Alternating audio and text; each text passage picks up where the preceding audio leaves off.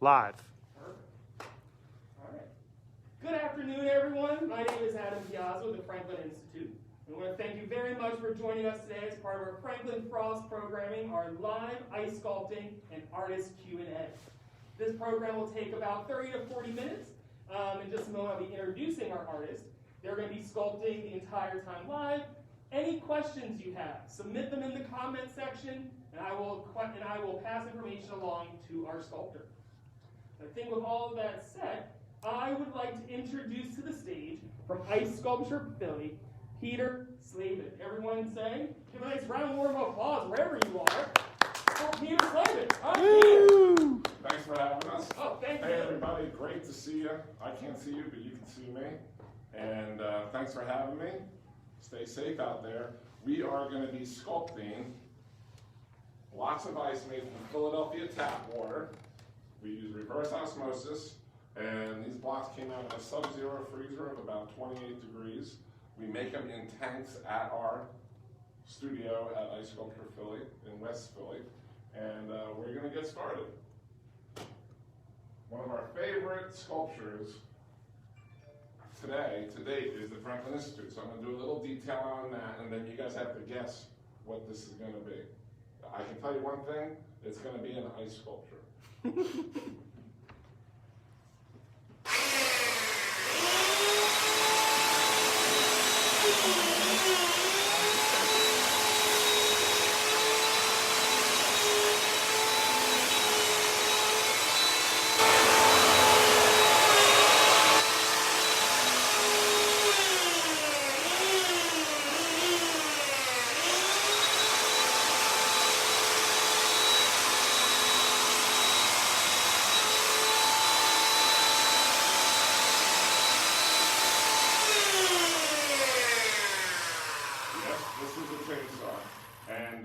You definitely don't want to do this at home.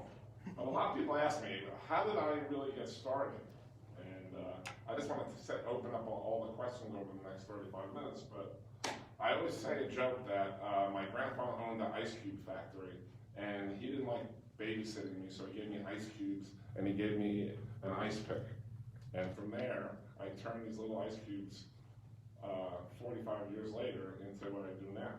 But that's not the real answer, but I just wanted to let you know that. So I always start with a chainsaw. Then I have all these special bits that are customized. You can't buy these at a hardware store. If you also want to speak up just a little bit louder. I will speak up a little bit louder. There we go. All right.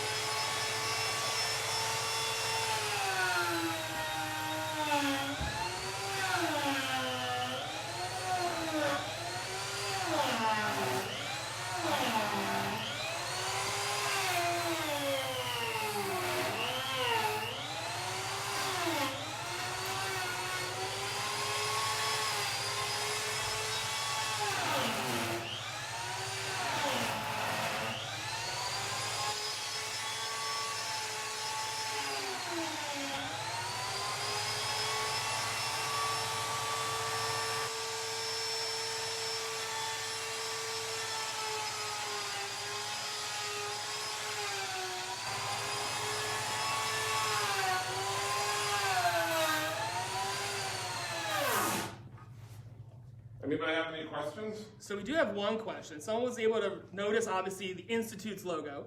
Yes. And then underneath, they were like, what is it sitting on? And I guess, for me, it looks almost like it's a pineapple. But are there any structures you realize work out best when you're carving to like support larger shapes?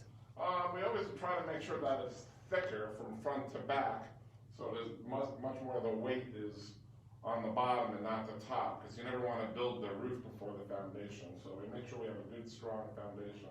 But based on the accents, this is very typical of what I like to do for when we do a logo, because it gives it a little artsy pizzazz, and then you have the structure and the realness and accuracy of the logo. Got it.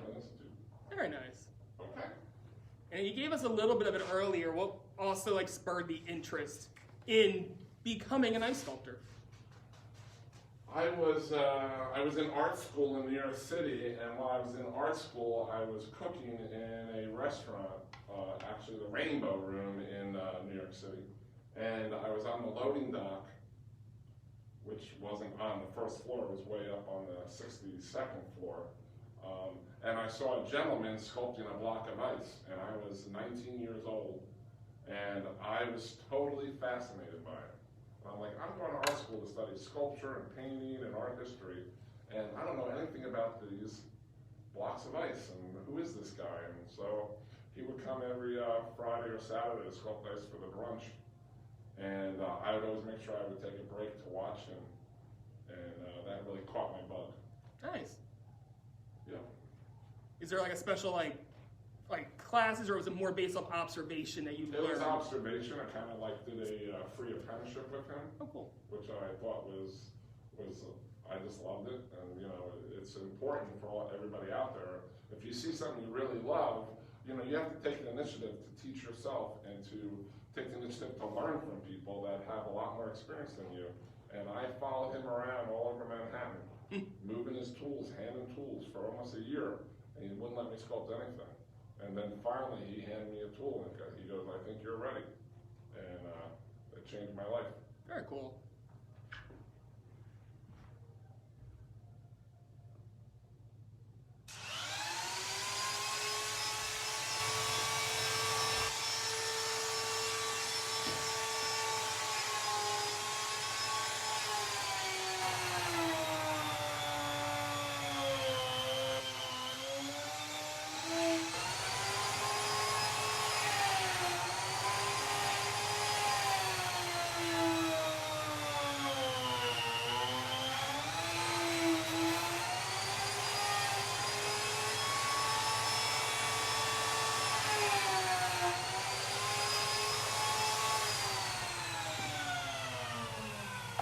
I don't even know what it is.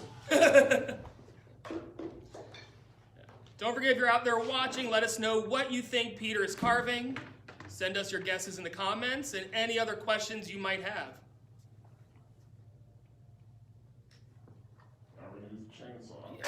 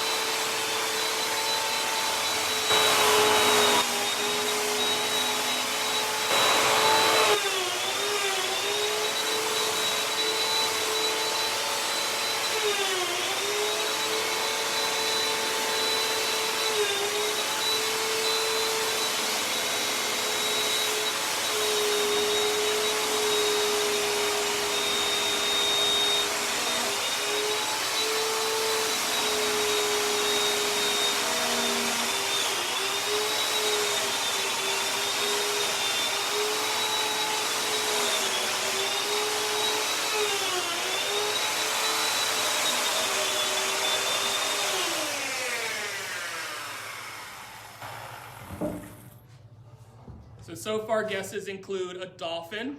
A dolphin. Someone says a bird. Oh, that's hot. That's getting close. It's getting close. Have you ever sculpted a dolphin before?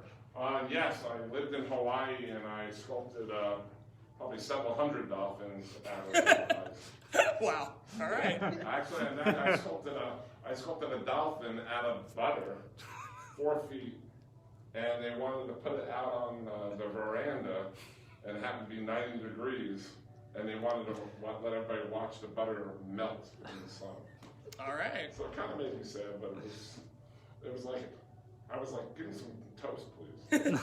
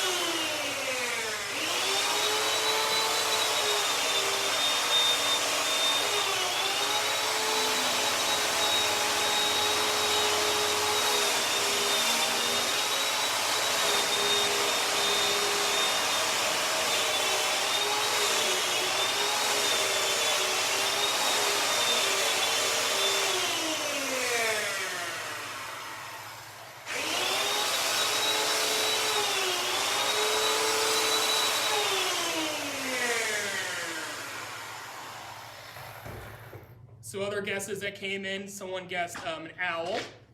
An owl? That's not bad. A banana, which I see it. I see that. Someone says a boat. A boat? A landscape. And then someone guessed a penguin, Peter. Who is that? That is someone named, it's Amanda's 8-year-old. Says it's a penguin. I wonder... I don't know. I don't know. That's really a good guess. That's a good guess. I think now it's making me think. Could it be a puffin? No, we would have to choose one. I guess it'd be penguin. And so you kind of answered it earlier when you talked about seeing a sad butter sculpture melt, but do you feel sad about like when you see your ice sculptures melt? I used to, and a lot of people ask me that, but you know, it's like it just gives you more opportunity to create more of your ice because your sculpture is disappearing, and you know, it teaches me as an artist to not be so physically and emotionally attached to something that is not real. So you know, it's kind of like life.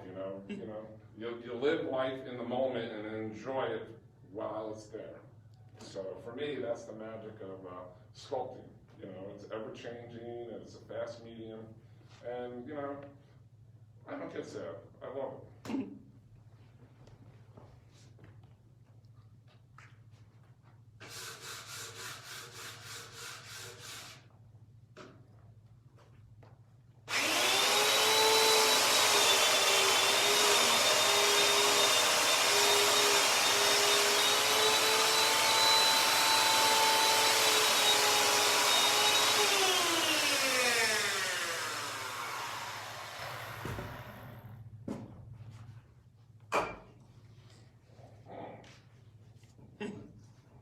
What's going on here?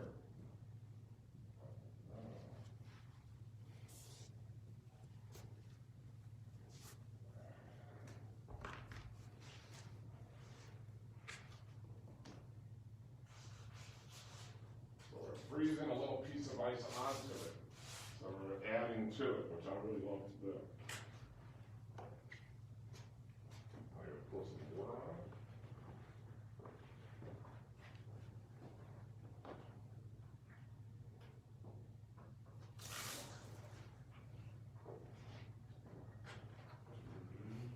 What are some of like? Freeze.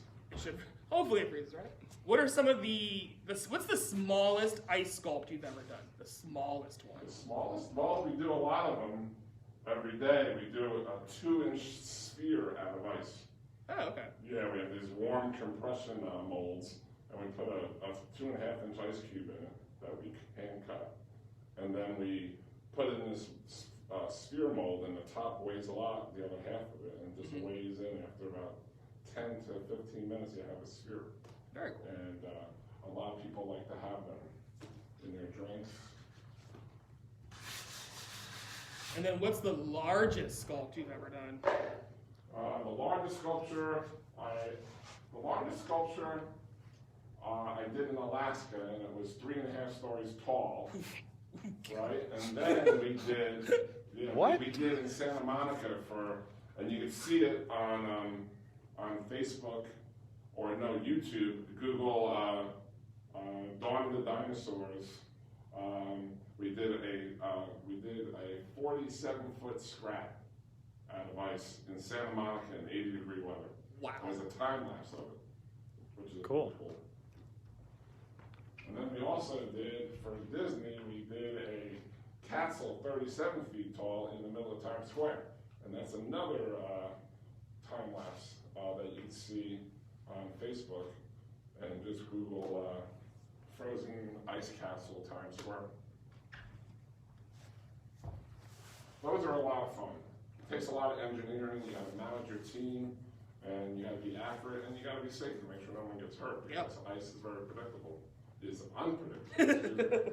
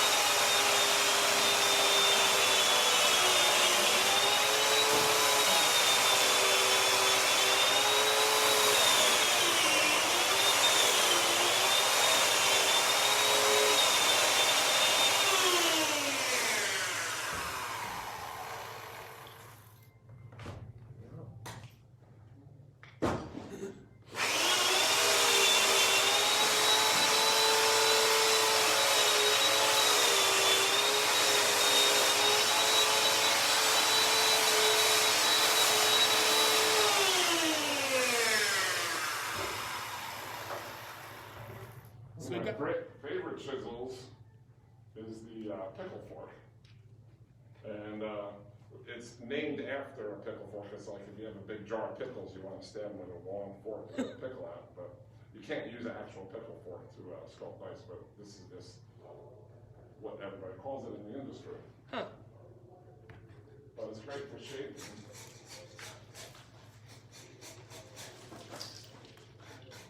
So we have another question. So I asked the temperature of the room for the ice sculpture. So right now the room we're in is room temperature, so it's about 72 degrees. But what is like the ideal temperature to be in to sculpt ice, especially a large piece? And make sure you speak up really loud and face the Yeah, I would say 25 to 28 degrees is the ideal temperature to sculpt ice in.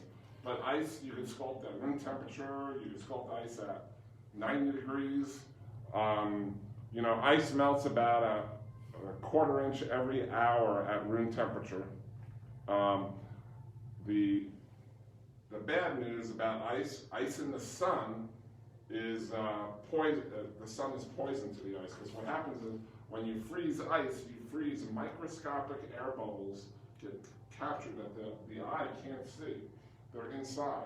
So when the sun hits it, the ultraviolet rays will go into the ice, and those little tiny microscopic air bubbles will expand, and they want to escape, and then they'll come out, and that will turn the ice white and brittle, and you can almost hit it and it'll start falling apart. So the ultraviolet rays are poison to the ice.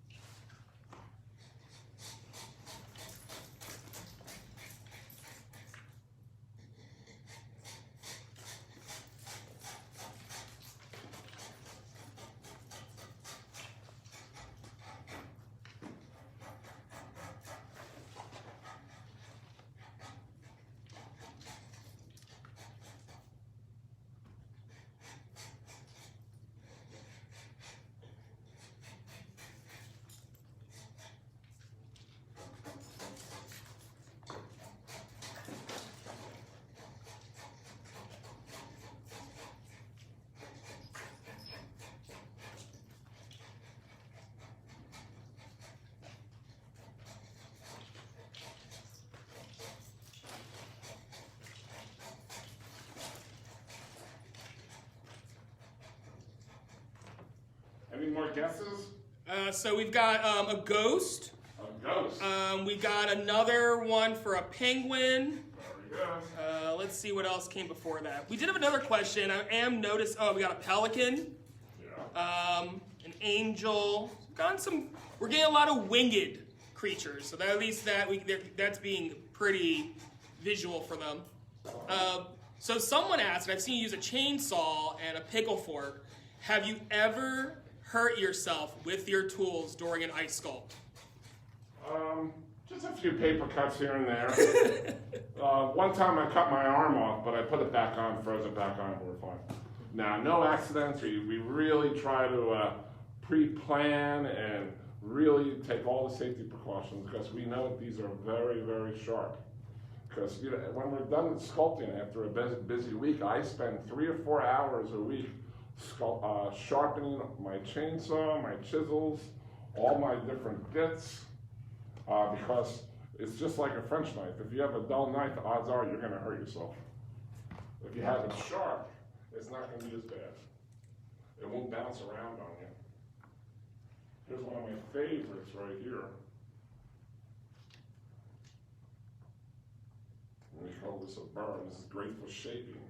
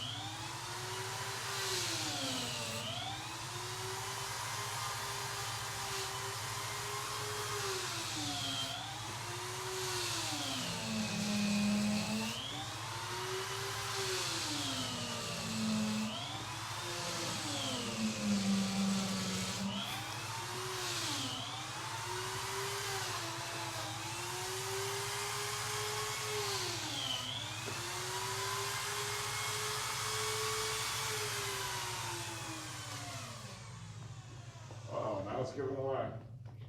We don't know yet. So what are some like lessons or things you learned on the spot while carving a sculpture? Like you had to improvise, or what are some things you learned in the moment? I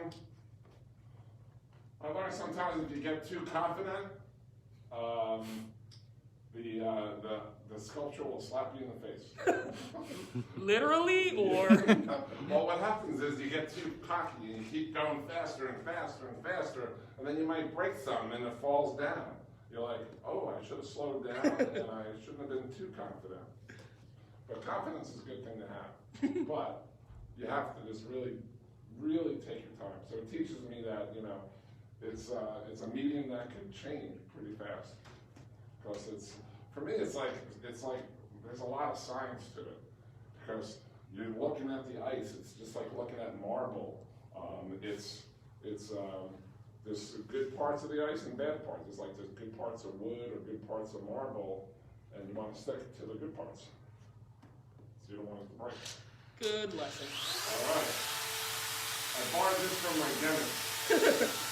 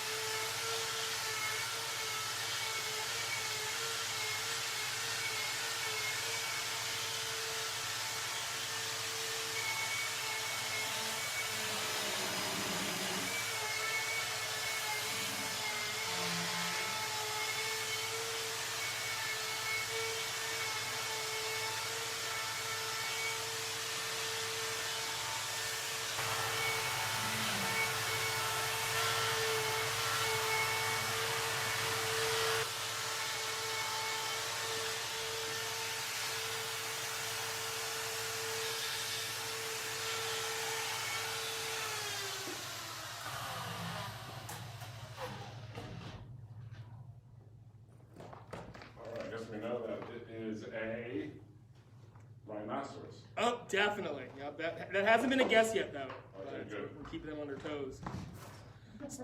So someone asked again where you get your ice from, and then is there anything different you do to the ice to get it ready for sculpting? Yes. We make our own ice, 300-pound blocks, in special machines in our studio in West Philadelphia. And we also pull the ice out so it tempers and gets acclimated to its environment. Because if you don't, when you add a tool to it or a power tool, you're forcing warm air into it, and that could shock the ice and make it weak or brittle. So it's always good to make, when you pull the ice out, that it becomes acclimated with the temperature of the environment it is in. If it's at room temperature, we pull it out in the room temperature and we give it an hour to temper it. It'll go from frosty, when it gets really translucent, then we know it's tempered, when you can read a newspaper through it.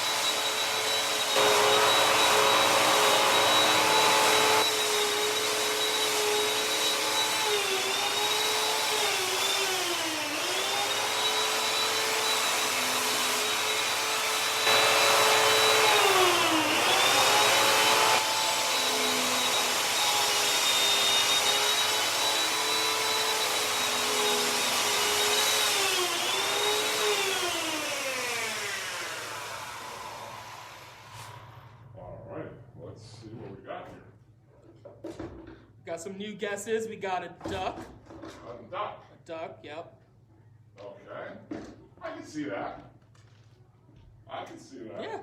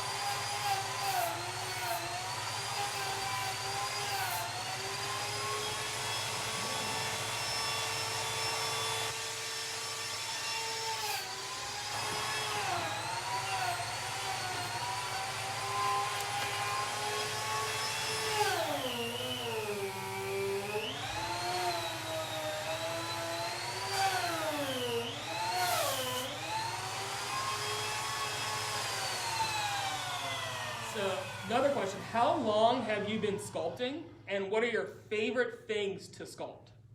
My favorite things to sculpt are, I love sculpting birds, I love sculpting the human figure, I love sculpting hands. Recently I sculpted a heart, which was a lot of fun, the human heart. And I like doing sculptures. My all-time favorite is I love doing picture frames out of ice, so children can stand behind and get their picture taken, kind of like frozen in time. And I've been sculpting ice for, I guess, over 35 years. Yeah, it brought me, I sculpted ice in over 100 different countries around the world. Wow. Yeah. Any final guesses? I could be done in just a few minutes. We definitely know it's a bird in that category. You also give it away that you like birds, so that helped everyone out. Yeah. Flamingo was another recent guess. A flamingo. And swan. So we definitely have the swan, penguin, flamingo, duck as our general area. Okay. Well, I think those are good guesses. They are. But there is only one that's right.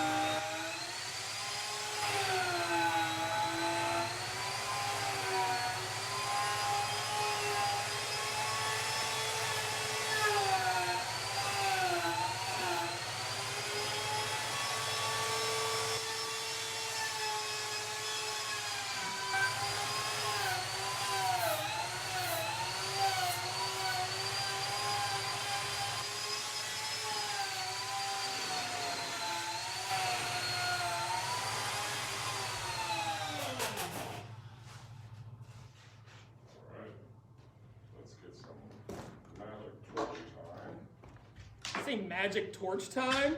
Yes. What? You mean you're combining fire and ice, Peter? Yep.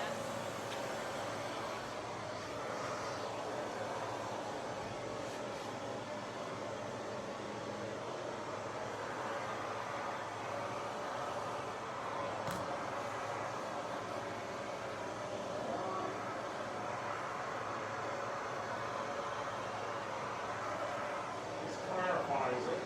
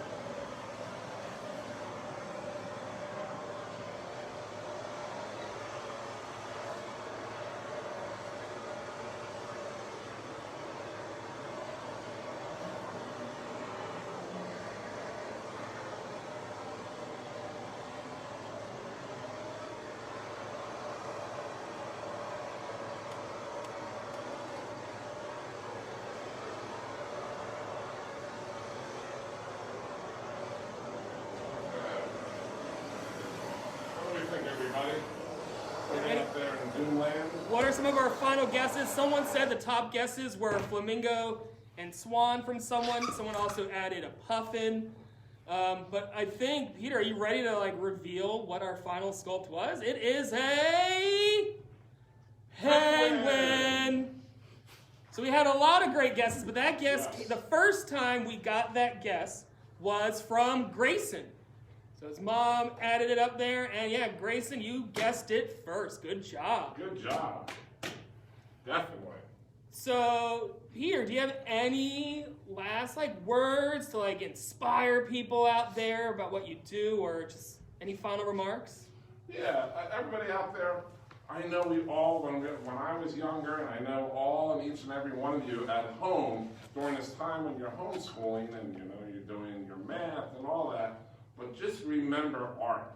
Always set up a little space somewhere in your room or your dining room, and I really encourage you to draw and paint using watercolors, get some clay, and just take the time to create art, because you never know what could happen when you get older.